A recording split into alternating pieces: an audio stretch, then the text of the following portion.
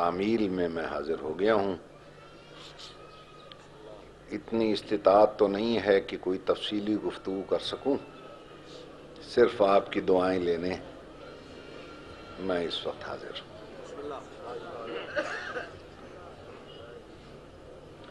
اتنی عالمانہ اور فاضلانہ گفتگو کے بعد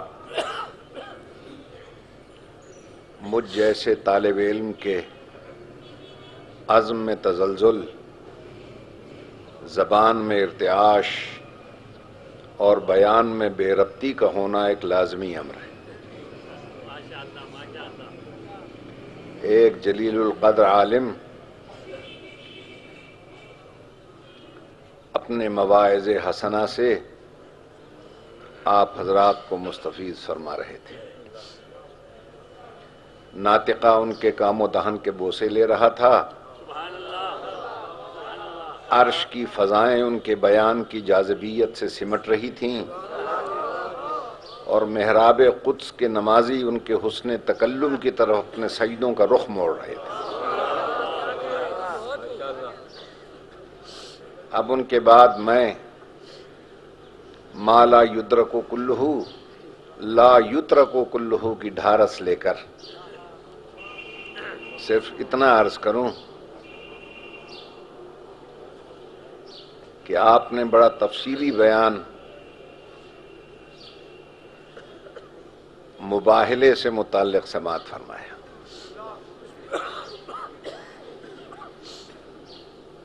سب سے بڑا میدان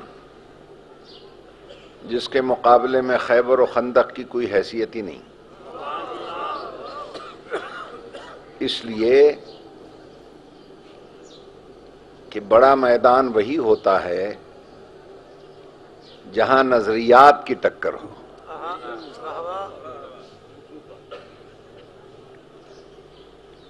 تو میدان مباہلہ میں نصارہ کے ساتھ نظریات پہ گفتگو تھی، اور جیسا کہ آپ سماعت فرما چکے کہ اللہ نے کہہ دیا کہ تعالوا ندعو ابناءنا وابناءکم ونساءنا ونساءکم وانفسنا وانفسکم، تم اپنے بیٹوں کو لاؤ، ہم اپنے بیٹوں کو لائیں گے، تم اپنی بیٹیوں کو لاؤ، ہم اپنی بیٹیاں لے آئیں گے، تم اپنے جانوں کو لاؤ، ہم اپنی جانوں کو لے آئیں گے، پھر مباہلہ کر لیں گے۔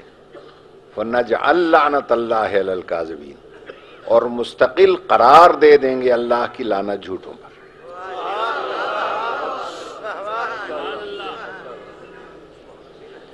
اب چونکہ اللہ کی طرف سے حکم تھا بیٹوں کو لاؤ،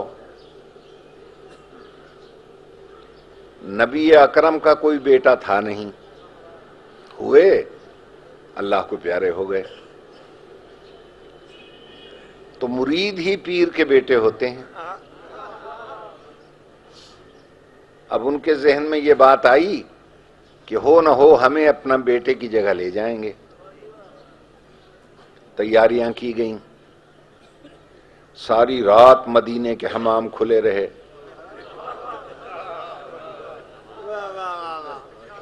نہائے دھوئے، پیلے پیلے رومال کاندھوں پہ ڈال کے مسجد میں آ کے بیٹھ گئے کہ ہو نہ ہو ہم میں سے کسی کو لے کر جائیں گے۔ سرکار دو عالم تشریف لائے اور سب پر ایک طائرانہ نظر ڈالی اور فرمایا ماشاءاللہ بڑے سونے لگ رہے ہو، بہت اچھے بیٹھے ہو، اور یہ کہہ کر آواز دی حسن بیٹا ادھر آؤ،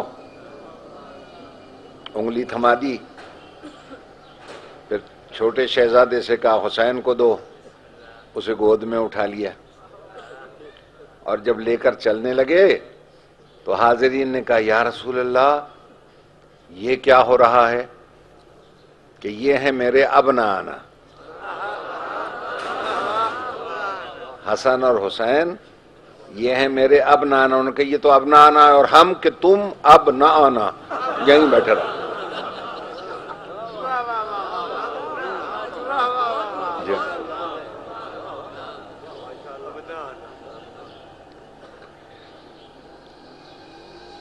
بزرگان محترم، نفسیاتی طور پر ہونا تو یہ چاہیے تھا. اچھا دیکھیے نا، چونکہ جھوٹوں پر لعنت کرنی تھی تو پیغمبر نے آیت کے مطابق ترتیب رکھی تاکہ ترتیب میں بھی جھوٹ نہ نکلے. پہلے ہے ابنانا تو بیٹوں کو سامنے رکھا، پھر ہے نسانا بیٹی کو پیچھے رکھا، پھر ہے انفسنا تو جو نبی کی جان ہے وہ سب سے آخر میں. حالانکہ ہر میدان میں علی سب سے آگے، خیبر میں آگے، خندق میں آگے، بدر میں آگے، حنین میں آگے، اور جو اتنا بڑا میدان ہے سب سے پیچھے. علی کو آگے کیوں نہیں رکھا؟ اس لیے کہ بیچارے نصارہ تھے مقابلے میں. دنیا یہ کہتی کہ اتنا بڑا پرہیبت جرنیل پیغمبر نے آگے رکھا ہوا تھا، یہ بیچارے شکست نہ کھاتے تو کیا ہوتا. تو پیغمبر نے کہا جو سب سے آگے رہتا ہے آج سب سے پیچھے رکھوں گا تاکہ تاریخ پر مہر لگا جاؤں کہ علی کے روب نے میدان فتح نہیں کیا، اس کی صداقت نے فتح کیا.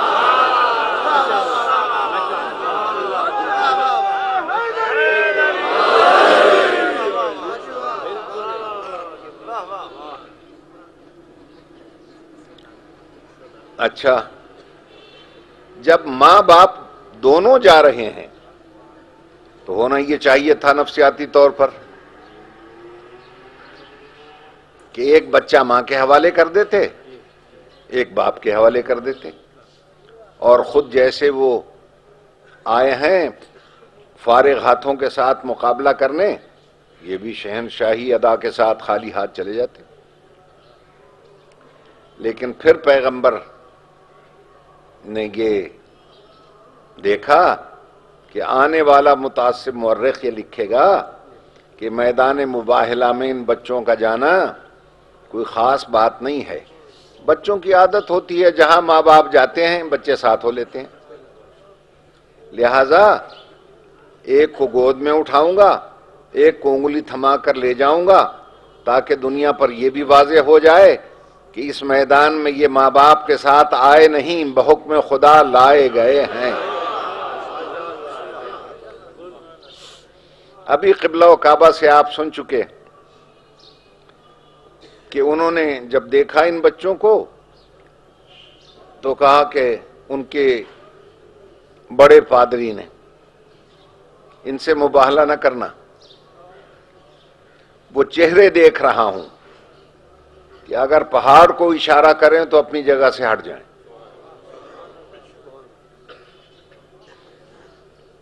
چنانچہ مباہلے سے پیچھے ہٹ گئے کہ ہم مباہلہ نہیں کرتے. توجہ فرما رہے ہیں آپ؟ اب میری حیثیت تو نہیں ہے کہ اتنے بڑے عالم کے بعد میں آ سکتا، اور حکم کی تعمیل میں مجبوراً مجھے تو جو رستہ انہوں نے متعین کیا میں بھی اسی پہ چل کھڑا ہوا ہوں. تو گزارش یہ ہے کہ جیسا آپ سن چکے وہ جھوٹے ثابت ہوئے، یہ سچے نکلے،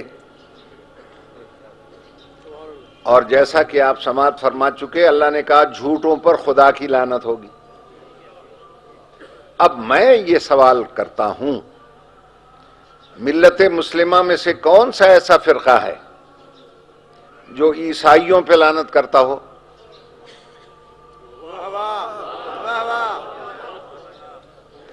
جو بعد میں مباہلے کے جو جھوٹے ثابت ہوئے ہوں ان پہ کوئی ہے جو لعنت کرتا ہے؟ ہمیں تو نظر نہیں آیا. کیوں نہیں کرتا؟ اس لیے کہ وہ ان 5 کے مقابلے سے ہٹ گئے.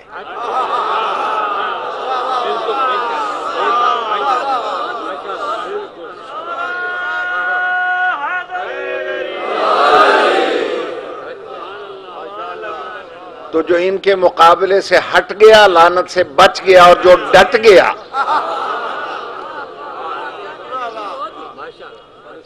لعنت اس کا مقدر بن گئی. توجہ ہے نا صاحبانے کا؟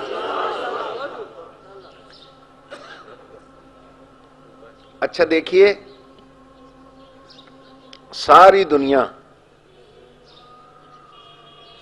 کا دستور یہ ہے کہ اپنوں کا جو حلقہ ہوتا ہے، کوئی اپنوں کے حلقے سے باہر نہیں نکلنا چاہتا. صرف پیغمبر ایسے ہیں کہ دنیا کا ہر فرد چاہتا ہے کہ میں نبی کے اپنوں میں آ جاؤں. اللہ نے کہا کہ میں سب کو تیرے اپنوں سے بچانے کے لیے تیرے اپنوں کو فائنلائز نہ کر دوں. اس لیے میدان مباہلہ میں کہا کہ اچھا اگر تم نبی کے اپنوں میں آنا ہی چاہتے ہو تم اپنے بیٹوں کو لاؤ. یہ اپنے بیٹوں کو لے آتے. تم اپنی بیٹیوں کو لاؤ. دیکھیے وہاں ہے لفظ نساء آنا. نساء کہتے ہیں عورت کو. میری بات پہ غور کیجیے. جیسے نساء و رجالا، تو نساء عورت کو کہتے ہیں، لیکن اصول یہ ہے کہ جب متعلق لفظ بدلتا ہے تو معنی بدل جاتے ہیں. بے شک نساء کے معنی عورت کے ہیں، مگر کب؟ جب رجال کے مقابلے میں آئے. جیسے میں نے عرض کیا نساءم و رجالا یا رجالم و نساء، مرد اور عورتیں. لیکن جب لفظ نساء ابنا کے مقابلے میں آئے تو ترجمہ ہوتا ہے بیٹیاں. دیکھیں نا، قبلہ نے آیت بھی پڑھ دی. جیسے کہ فرعون کے تذکرے میں اللہ فرما رہا ہے یذبحون ابناءکم ویستحیون نساءکم، تمہارے بیٹوں کو ذبح کر دیتا تھا، بیٹیوں کو زندہ چھوڑ دیتا تھا. اب وہاں لفظ نساء بیٹیوں کے معنی میں آیا ہے. توجہ ہے یا نہیں ہے؟ اچھا، لفظ ہے جمع کا. جا رہی ہے ایک بیٹی، بیٹیاں نہیں گئیں، ایک بیٹی گئی. تو یہ تو بڑا آسان تھا کہ جھوٹوں پر لعنت کرنے جا رہے ہیں اور نصارہ یہ کہہ دیتے کہ جناب جھوٹ تو یہی نکل آیا، لانی ہے بیٹیاں اور لے آ رہے ہیں ایک بیٹی. توجہ ہے یا نہیں ہے؟ لیکن نصارہ کا چپ ہو جانا اس امر کی دلیل ہے کہ اگر اس کے علاوہ کوئی اور بیٹی ہوتی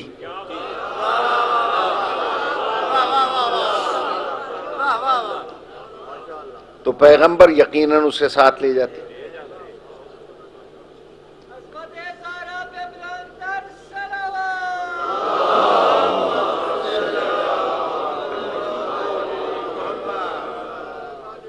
توجہ ہے یا نہیں ہے؟ اور پھر یاد رکھیے اگر آج نہیں ہے کوئی اور بیٹی تو پھر بالکل نہیں ہے کوئی.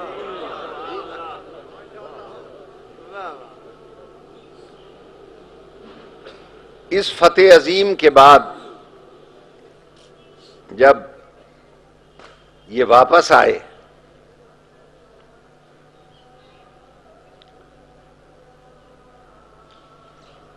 اچھا ایک بات اور میں عرض کر دوں، جب نبی کے کوئی بیٹا ہی نہیں تھا اور بیٹے بنا کر لے گئے کس کو؟ حسنین کو. حسنین ہیں علی کے بیٹے. پیغمبر نے کہا یا علی آج ذرا اپنے بیٹے تو دے دو، میں اپنا بیٹا بنا کے لے جاؤں گا. تو اب بھی کسی کی سمجھ میں نہیں آیا کہ علی سے بیٹے مانگنا ہی تو سنت رسول ہے.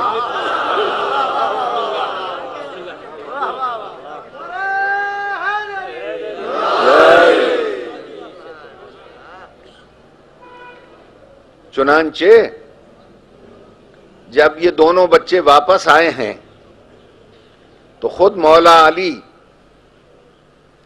اور جناب سیدہ نے ان دونوں کو یہ کہہ کر مخاطب کیا، السلام علیک یا ابن رسول اللہ، اے فرزند رسول ہمارا تم پہ سلام. پھر مصلی بچھا لیا دونوں نے اور مصلی بچھا کر اللہ سے دعا مانگی کہ پروردگارا تو نے ہمیں دو بیٹے دیے تھے، دونوں کو مباہلے میں محمد کا بیٹا بنا دیا. تو دونوں نے کہا کہ ہمیں ایسی اولاد اور عطا کر جو ہمارے بیٹے اور بیٹیاں بن جائیں. جناب امیر المومنین نے کہا ایسا بیٹا دے جو میری صفات کا وارث بنے. جناب سیدہ نے کہا مجھے بھی میرا وارث عطا کر دے. اللہ نے دعا کو قبول کر لیا، علی کو علی بیٹا عطا کر دیا، سیدہ کو سیدہ جیسی بیٹی عطا کر دی.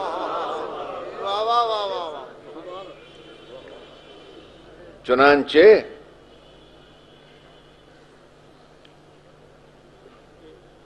جو بیٹا عطا ہوا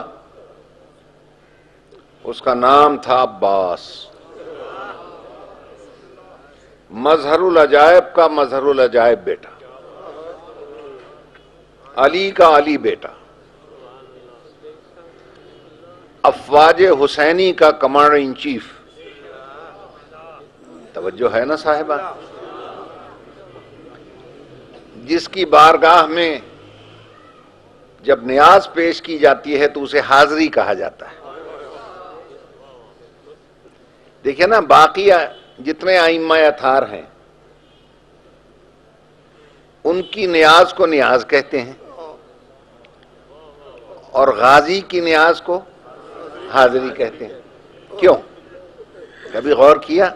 میں نے عرض کیا نا میں کوئی پڑھا لکھا عالم تو ہوں نہیں، سادہ سادہ طالب علمانہ باتیں ذہن میں آتی ہیں تو میں عرض کرتا ہوں. آفیسر دو قسم کے ہوتے ہیں، ایک سول اور ایک فوجی. توجہ کیجیے گا. سول افسر کے پاس جانے کو کہتے ہیں میں نیاز حاصل کرنے آیا ہوں، اور فوجی افسر کی کچہری میں پہنچنے کو حاضری کہتے ہیں. چنانچہ جو ہمارے ائمہ اطہار ہیں وہ ہمارے اسلام کے سول افسر ہیں. یہ افواج اسلام کا کمانڈر ان چیف ہے. دونوں کے حلف اٹھانے میں بڑا فرق ہوتا ہے. سول افسر حلف اٹھاتا ہے، گورنر اٹھائے گا، صدر اٹھائے گا، میں اس ملک کا وفادار رہوں گا. اس کے الفاظ یاد ہیں آپ؟ میں اس ملک کا وفادار رہوں گا. لیکن فیلڈ مارشل سے لے کر کمانڈر ان چیف تک جب حلف اٹھائے گا تو وہ کہتا ہے میں اس ملک کے دشمن کا دشمن رہوں گا. میری بات پہ غور ہے یا نہیں؟ اسی لیے جو سول افسران ہیں ہمارے ائمہ، ان کی نیاز میں ہم درود پڑھ کے وفاداری کا اعلان کرتے ہیں. اور جو یہ کمانڈر ان چیف کی حاضری میں جب جاتے ہیں تو ملک کے اور اسلام کے دشمنوں کا تذکرہ کرتے ہیں. میری بات پہ غور فرما لیا آپ نے؟ میرے عرض کرنے کا مقصد یہ ہے کہ علی کو علی بیٹا مل گیا، جس کے لیے دنیا لغت میں آج تک کوئی لفظ ہی نہیں بنا کہ جو واضح کر سکے کہ عباس تھا کیا، عباس ہے کیا.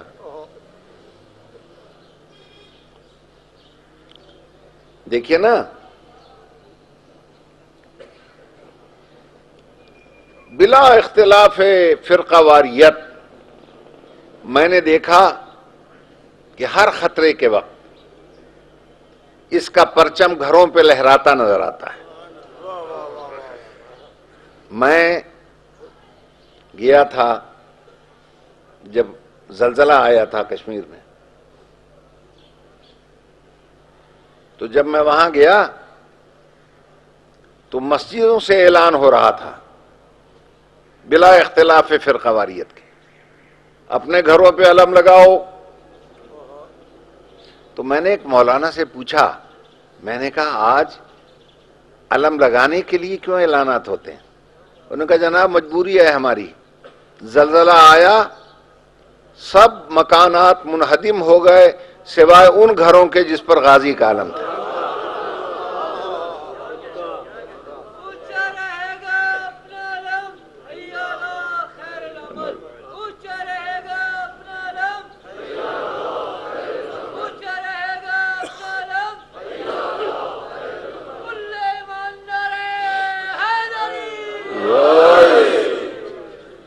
دوستان محترم،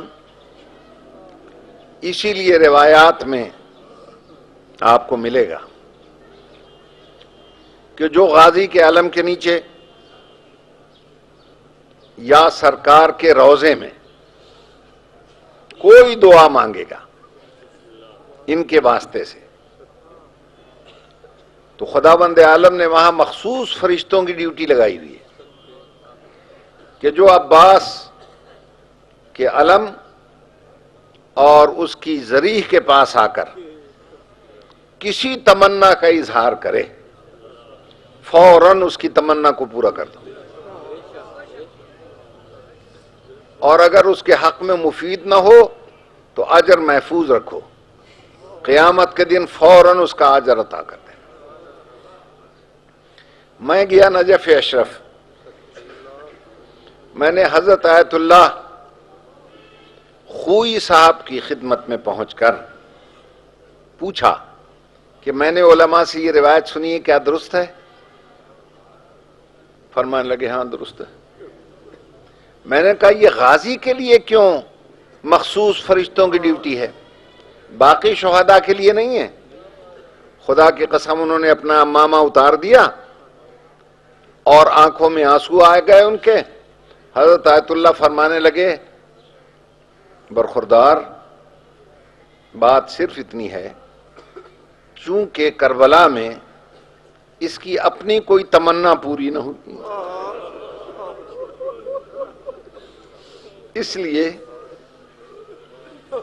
حکم ہے جو اس کا واسطہ دے کر تمنا کرے فوراً پورا کر دو. اس کی دو تمنائیں تھیں، یا جنگ کی اجازت ملے یا بچوں تک پانی پہنچے. اس کی دونوں تمنائیں پوری نہ ہوں.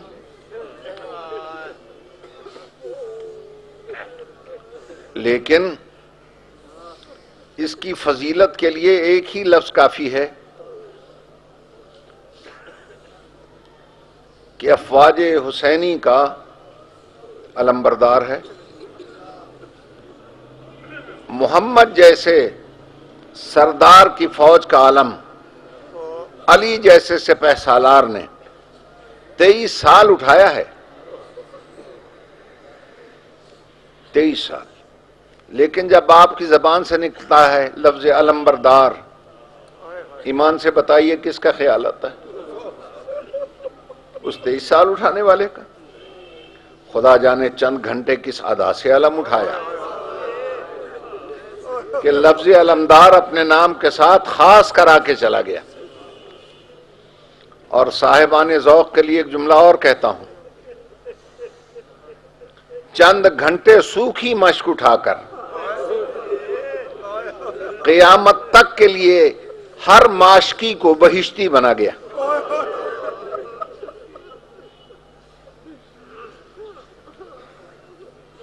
کربلا میں اگر لاکھوں یوسف اکٹھے ہو جاتے، آل محمد کے یوسف کی یہ جھلک دیکھ لیتے، اپنے ہاتھوں سے گردنیں کاٹ لیتے. جب گرم زمین پر دونوں گھٹنے ریت پہ رکھ کر 3 سال کی بچی سے کہہ رہا تھا میری شہزادی، اپنے ہاتھوں سے یہ مشق میرے گلے میں ڈال،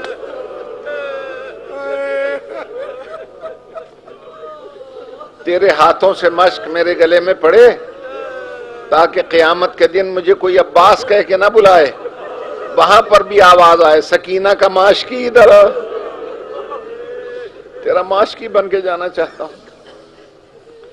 بچی نے گلے میں مشق ڈال دی. اس ماشکی نے مشق کو بچی سمیت اٹھا لیا، سردار کے سامنے آیا. جنگ کی اجازت ملی نہیں تھی. فرزند رسول نے دور سے دیکھا، ٹھنڈی آب بھر کے کہا عباس بہت بڑی سفارش لا رہے ہو، بہت بڑی سفارش لا رہے ہو. بچی کا سر چوم کر کہا بیٹا تیرے کہنے پر تیرے ماشکی کو بھیج تو دوں گا مگر بعد میں تو اسے بہت ہی یاد کرے گا.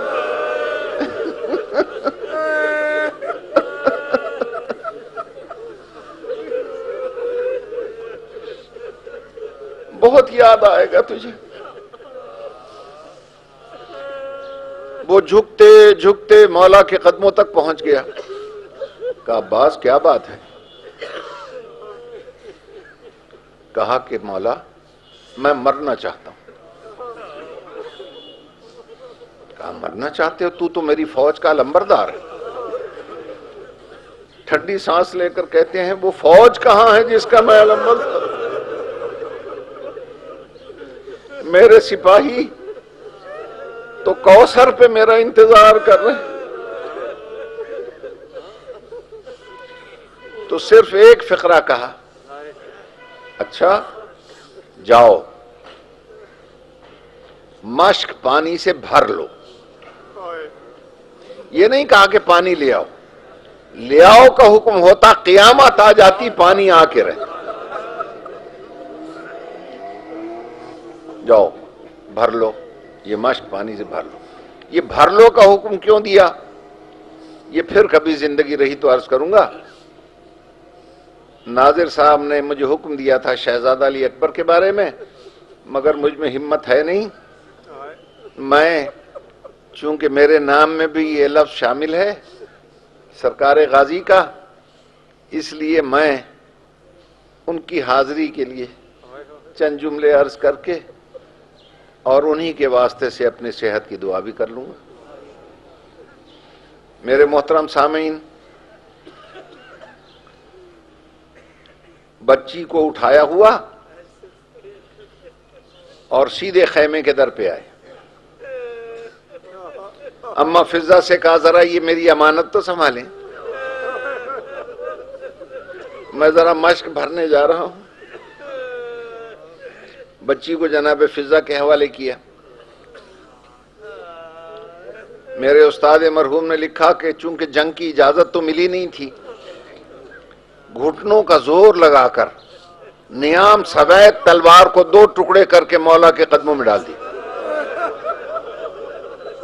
کہ یہ تلوار یہیں چھوڑے جاتا ہوں، ایسا نہ ہو مجھے غصہ آ جائے، ایسا نہ ہو مجھے جلال آ جائے۔ بغیر نیزے اور تلوار کے 20,000 سے جو گزرا تو مقاتل میں ایک ہی فقرہ ملے گا، کیسے گزرا میمنہ کو میسرہ پہ ڈالتا ہوا، کل برق الخاطف، جس طرح بجلی چمکتی ہے، بجلی کی تڑپ کی طرح 20,000 سے گزر رہا تھا۔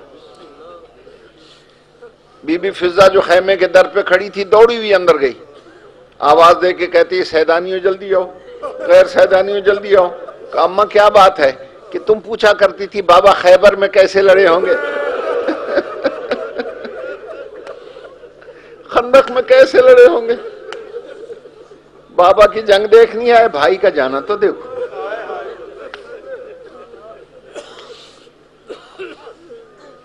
نہر کے قریب پہنچ کر پہلے گھوڑے کو روکا، اور روکنے کے بعد اتنی تیزی سے نہر میں ڈالا کہ میر انیس کو کہہ دینا پڑا اس تیزی کے بارے میں۔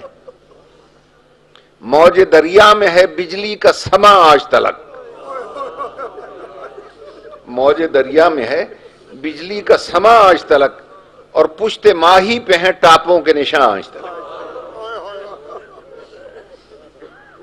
سوکھی مشق کو بھگویا، بھگوتے بھگوتے 4-5 منٹ لگ گئے، بھگونے میں ہاتھ بھیگ گئے،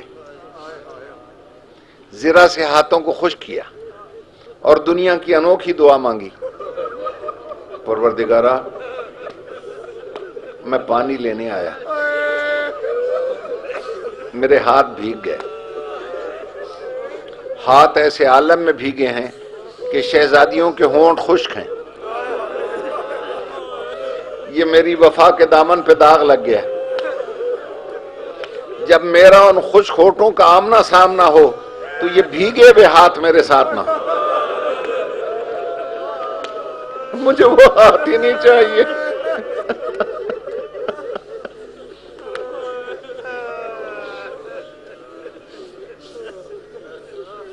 واپسی پر ایک ہاتھ نذرانہ دوسرا ہاتھ نذرانہ چلا گیا، اور گرتے گرتے رکابوں پر زور دے کر آخری دفعہ خیام کو دیکھا۔ بس زیادہ زحمت میں نہیں دیتا، بڑے غور سے چند جملے اور سن لیجئے۔ آخری دفعہ خیام کو دیکھا، ادھر بچی نے تڑپ کر کہا دادی فضہ مجھے میرا چچا ماشکی نظر نہیں آ رہا، ذرا مجھے اٹھاؤ۔ بی بی فضہ نے بچی کو اٹھایا، عباس نے گرتے گرتے آخری دفعہ خیام کو دیکھا، بچی نے دور سے اپنے چچا ماشکی کو دیکھا، ماشکی نے دور سے اپنی پیاسی بھتیجی کو دیکھا، پھر دونوں کی ملاقات نہ ہوئی۔ یہ دونوں کی آخری ملاقات تھی جو دور سے ہوئی، پھر نہ مل سکے۔ کیوں؟ اس لیے کہ چچا ماشکی نہر پہ چلا گیا، خشک ہونٹ لے کر بھتیجی شام چلی گئی۔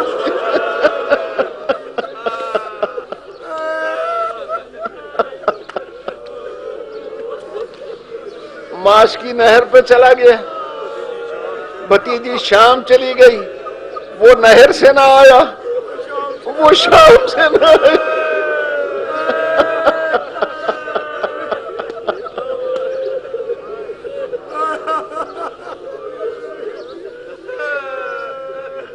اور جب شام جا رہی تھی نا تو آخری مرتبہ اپنے چچا کو سلام کرنے نہر کے کنارے آئی تھی۔ یہاں علماء بھی تشریف رکھتے ہیں، قبلہ بھی بیٹھے ہیں۔ عجیب نوحہ پڑھا اس بچی نے آ کر، اس نوحے کا ایک مصرع سنا دوں آپ کو۔ آ کر کہتی کیا ہے؟ الیوم نامت بک اعین ما لم تنم فتصحدت اخرى وعز منامها۔ میرے ماشکی، او میرے چچا، جو آنکھیں تیرے آسرے پر سو جاتی تھیں اب تک جاگ رہی ہیں، اب تک جاگ رہی ہیں، مجھے نیند نہیں آئی۔ اور جو دشمن تیرے خوف سے کبھی نہیں سوتا تھا وہ میری چھوٹی سی چادر آنکھوں پہ رکھ کے سو رہا ہے۔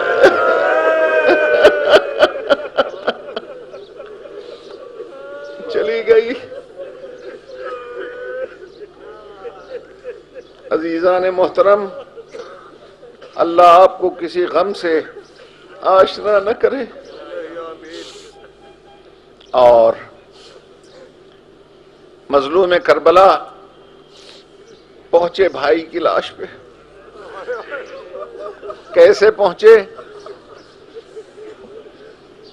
مجھ میں بیان کی طاقت نہیں ہے۔ کہا عباس میں آ گیا میرے بھائی، میں آ گیا ہوں۔ تو کہا مولا میری ایک دو گزارشات ہیں۔ ہاں کہو۔ ایک تو میری لاش خیمے میں نہ لے جائے،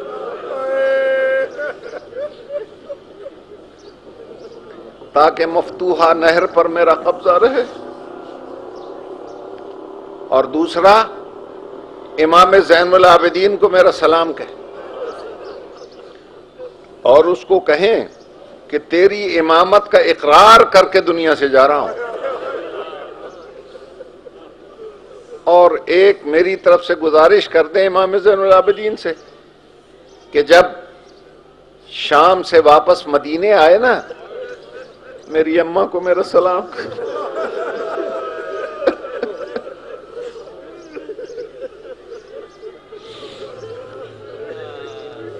اور میری اماں سے کہے کہ جو تو نے مجھے سبق دیے تھے میں نے پوری کوشش سے اس کو پر عمل کر کے دکھا دیا ہے۔ یہ کہہ کر آخری سانس لی، اور میرے مولا نے بھی، آپ حضرات سنتے رہتے ہیں، ایک فقرہ کہا عباس اب میری بھی ایک خواہش ہے، اسے پورا کر دو گے؟ ساری زندگی جو مولا کہتے رہے، سردار کہتے رہے، آقا کہتے رہے، آج ذرا مجھے بھائی تو کہہ دو۔ بس جیسے ہی آخری ہچکی لے کر بھائی کا لفظ نکلا ہے نا زبان سے، خیمے سے آواز آئی عباس مجھے اپنی بہن بھی کہہ دو۔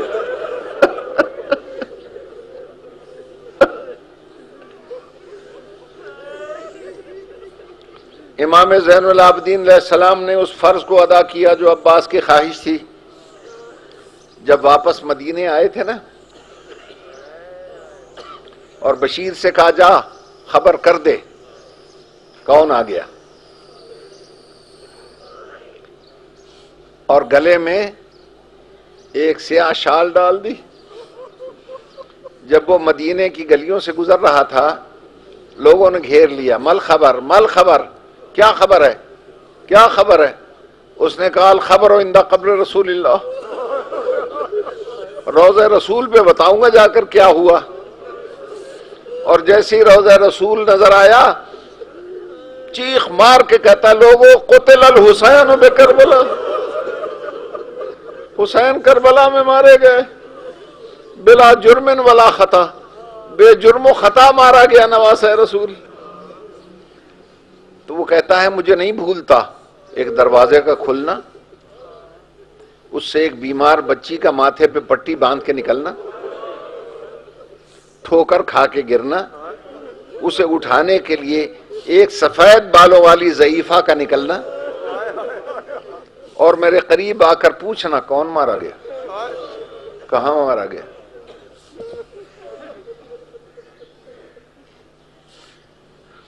کبھی بھی کربلا میں حسین مار دیے گئے؟ اچھا حسین کربلا میں مار دیے گئے، کوئی آیا بھی ہے کہ ہاں کچھ آئے تو ہیں، کہاں ہیں؟ کہ شہر سے باہر خیموں میں ہے کہ تو آگے چل میں ملنے جاؤں گی. وہ آگے آگے, وہ ضعیفہ پیچھے پیچھے. خیمے کے دروازے پر پہنچے تو اشارہ کیا بی بی اس خیمے میں چلی جائیں. جب بی بی آگے بڑھنے لگی تو دیکھا ایک بڈھا کمر پکڑے زمین پہ بیٹھا ہے. فرماتی ہیں یا شیخ, او بوڑھے عرب, راستے سے ہٹ جا, میں گزرنا چاہتی ہوں. اٹھنے کی کوشش کی, اس سے اٹھا نہ گیا. فرمایا تو نہیں جانتا میں کون ہوں؟ میں علی کی بیوہ ہوں, ہٹ جاؤ راستے سے. جب پھر نہ اٹھا گیا تو جلال میں کہتی ہے میں عباس کی ماں ہوں.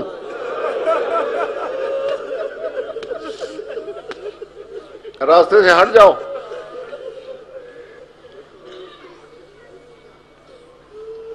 عباس کا نام آیا, بڑی مشکل سے کمر پکڑ کے وہ بوڑھا اٹھا, ماتھے پہ ہاتھ رکھ کے کہتا دادی میرا سلام, دادی میرا سلام. پوچھا رے تو کون ہے؟ کہ دادی پہچان, میں ہوں زین العابدین, میں ہوں سید الساجدین. تو کہا بیٹا 22 سال کی عمر میں سارے بال سفید ہو گئے؟ منہ سے نکلا دادی اماں تیرے عباس نے کمال کر دیا, وفا کے ریکارڈ توڑ دیے. لائے دنیا ایسی مائیں کہاں پیدا ہوں گی. فرماتی ہیں میں عباس کا نام سننے نہیں آئی, میں عباس کا نام سننے نہیں آئی, بتا میرا حسین کہاں ہے.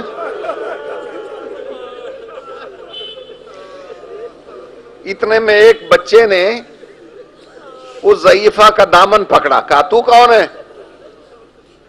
کہ مجھے پہچانے, میں تیرے عباس کا بیٹا ہوں. تو ایک دم کہتی ہے میرا دامن چھوڑ دے, تو آ گیا, سکینہ کیوں نہیں آئی؟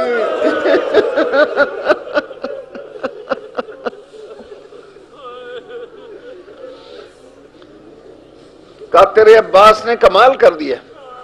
کہا پھر عباس کا نام نہ لینا, بولو میرا حسین کہاں ہے؟ کہا تیرے حسین پر مصیبت کی آخری حد گزر گئی. آخری حد وہ کیسے؟ کہ مصیبت کی انتہا یہ تھی کہ پھوپھی زینب نے رکاب پکڑی اور حسین زین پہ بیٹھا. بھئی یہ سننا تھا. چہرہ سرخ ہو گیا, کربلا کی طرف اور نجف کی طرف رخ مڑ گیا اور آواز دے کر کہا یا علی, یہ میں کیا سن رہی ہوں؟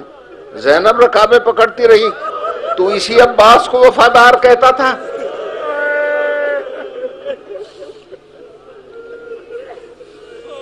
آواز دے کر کہا عباس دودھ نہیں بخشوں گی, زینب سے رکابیں پکڑوا دی تو نے. بی بی زینب نے جلدی سے سلام کر کے کہا ماں میرے عباس کے گلے نہ کر, شکوے نہ کریں, وہ تھا ہی نہیں, وہ نہیں تھا. جب میرا بھائی ذبح ہوا نا, وہ تھا نہیں, اس کے بازو قلم ہو گئے تھے. ہائے ہائے ہائے ہائے. میرے محترم سامعین,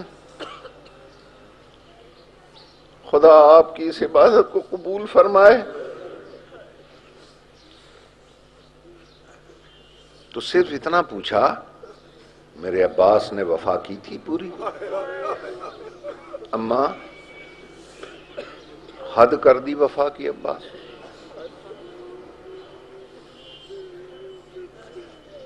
کہا کچھ بتا سکتی ہو؟ کہا اس کا قاتل دشمن جو رستے میں ہمارے ساتھ ساتھ چلتے رہے نا, عمر سعد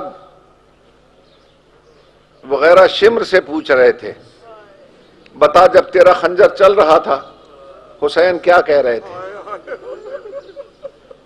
وہ بتا رہا تھا اماں کہ پہلی ضرب پہ اللہ کو یاد کر رہا تھا, دوسری ضرب کو نانا کو یاد کیا, تیسری ضرب کو کبھی ماں کو کبھی اور بزرگوں کو یاد کرتا رہا, اور جب سر کٹ گیا نا اور اس ظالم نے میرے مظلوم بھائی کا سر اٹھایا ہے تو حسین کے زخمی لب ہلے اور 3 دفعہ آواز آئی عباس عباس عباس.